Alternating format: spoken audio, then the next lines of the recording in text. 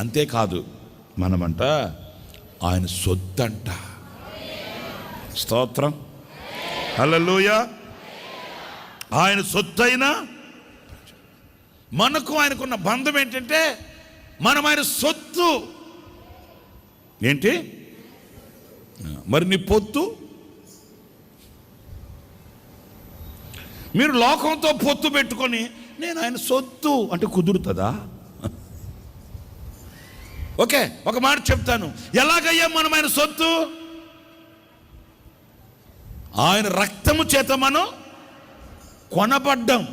మనల్ని కొన్నాడు ఆయన. మనల్ని కొని మనల్ని ఆయన సొత్తుగా చేసుకున్నాడు. ఇప్పుడు మనం పిచ్చి పిచ్చి వేసేలేస్తుంటే మనల్ని కొన్నవాడు ఊరుకుంటాడా? చెప్పండి. హలో, నోళ్ళు తెచ్చి మాట్లాడండి. ఊరుకుంటాడనే? డబ్బులు ఇచ్చి, ప్రాణం ఇచ్చి, రక్తం ఇచ్చి కొన్నవాడు మనం పిచ్చ పిచ్చ వేషాలు వేసి నేను ఉన్నాను, నా ఇష్టం, నేను వెళ్తా, నేను ఉంటా, నేను చేయను అంటే ఊరుకుంటాడా? ఎందుకని? మనం ఆయన సొత్తు. సరే, ఇదొక డైమెన్షన్, ఇదొక కోణం. ఇంకొక కోణం, ఎవడైనా విలువ పెట్టి ప్రాణమిచ్చి కొన్న తన సొత్తుని విడిచిపెడతాడా? మీ పాత చెప్పులు ఎవడో దరిద్రుడు తీసుకెళ్ళిపోయాడు అనుకో, ఎవరో దరిద్రుడని అనాలి. లేకపోతే ఒకరు వాడుకున్న పాదరక్షకులు, వాళ్ళు వాడుకున్న చెప్పులు ఈడేసుకుని వెళ్ళిపోయాడు, ఈడు తీసుకెళ్ళిపోయాడు అంటే దరిద్రుడు అనద్దు. అనండి, మీరు కూడా అనండి, దరిద్రుడా అనండి, అనండి, నో ప్రాబ్లం. భయపడద్దు. చెప్పులు దొంగతనం చేసి తీసుకుపోయే దరిద్రత కాదా? దరిద్రత ధన్యత చెప్పండి. దరిద్రుడే కదా. ఒకడు వాడుకున్న చెప్పులు నేనేట వాడుకుంటాను? ఒకరిది నేనెందుకు తీసుకుంటాను? సరేలే, నేను ఇంకోటి ఏంటంటే పాత చెప్పులు అయ్యో పోయాయా, మీ చర్చకు వచ్చే తర్వాత నేను ఊరకుండా ఎక్కడ పెట్టావమ్మా అన్న, ఒక చెప్పు ఇక్కడ వేసానయ్యా, ఒక చెప్పు అక్కడ వేసానయ్యా నేను. అందుకే వాడు తీసుకెళ్ళిపోయాడు. ఎందుకంటే ఆమెకి విశ్వాసం దొంగ తీసుకెళ్ళిపోతాడని చెప్పి, ఆమె విశ్వాసం ఆమె చెప్పులను బాగొట్టింది. ఒక చెప్పు ఇక్కడ వేసిందంట, ఒక చెప్పు అక్కడ వేసిందంట. మరి ఎందుకు పోయాయమ్మా, ఎందుకు పోయాయో నాకు తెలియట్లేదయ్యా. పాత చెప్పు, ఆ బాధ ఎందుకు? ఆమె సొత్తు. మరి నిన్ను ఆయన రక్తమిచ్చి, ప్రాణమిచ్చి కొన్నాడు కదా. మన కొరకై సింహాసనమును విడిచి సిలువకు దిగువచ్చాడు. ఆయన మన కొరకై పొత్తిగుడ్డలతో చుట్టబడ్డాడు.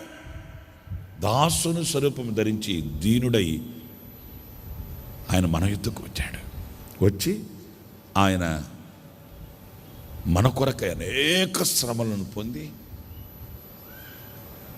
చీల్చబడిన దేహంతో సిలువను మోస్తూ రక్తసిక్తమైన పాదాలతో కపాలం అనే స్థలానికి చేరుకొని మన కొరకై ఆయన తన ప్రాణాన్ని పెట్టాడు. ఒక్క మాట చెప్పాలంటే మనల్ని దేంతో కొన్నాడంటే ఆయన తన ప్రాణంతో కొన్నాడు.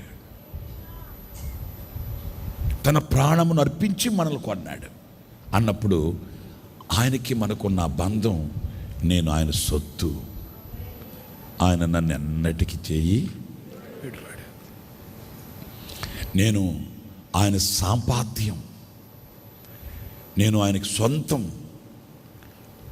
అవగాహన మనకు ఉండాలండి. ఆయన నన్ను విడిచిపెట్టేవాడు కాదు. ఎందుకంటే ఆయన ప్రాణమిచ్చి నన్ను కొన్నాడు కదా. ఆయన సొత్తు కదా నేను, ఆయన సొంతం కదా నేను, ఆయన స్వాస్థ్యం కదా నేను, ఆయన సాంపాద్యం కదా నేను. ఇదిగో ఈ సంఘం అంతా ఈ హాల్లో కూర్చొని ఉన్నారు కొంతమంది, ఇంకొంతమంది కింద హాల్లో కూర్చొని ఉన్నారు. ఈ మాటలు కొంతమంది దూర ప్రాంతాల నుంచి లైవ్ ద్వారా వింటున్నారు. ఎవరి చెవిని మాటలు పడుతున్నాయో వారందరూ గ్రహించవలసింది ఏంటంటే, నేను నా సొత్తు కాదు. నేను నా సొత్తు కాదు. నా సొత్తు అయితే నేను భయపడాలి. నేనేమైపోతానో అనుకోవచ్చు. నేను నా సొత్తు కాదు. నేను విలువ పెట్టి కొనబడిన వాడను. నన్ను కొన్న ఒక నాయకుడు ఉన్నాడు. నన్ను కొన్న ఒక యజమానుడున్నాడు. ఆమేన్. నేను ఆయనకి సొంతం.